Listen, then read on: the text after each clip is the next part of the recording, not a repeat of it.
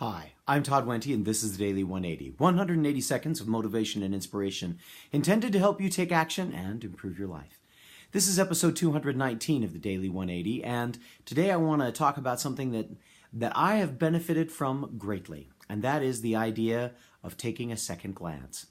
You know, when I was just going to college, just starting college, and dating some different gals along the way, the first day that I met my wife, or the woman who would become my wife, she didn't think that I looked all that attractive.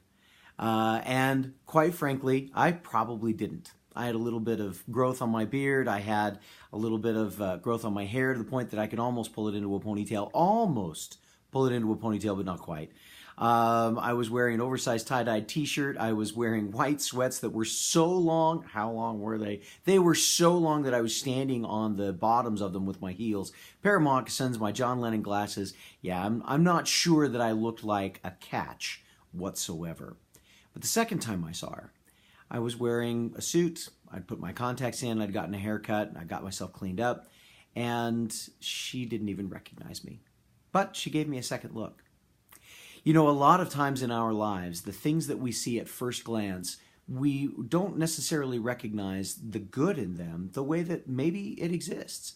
And sometimes we have a tendency on those first impressions to blow people off or to blow situations off, to walk away from them completely and say, you know what, my first experience with this, no, not good enough. I'm never going to try that again. Now, I'm not saying that that's not always a good idea. Sometimes it's a great idea. Sometimes we get involved in things that cause us pain, that cause us damage, and we should never get involved with them again.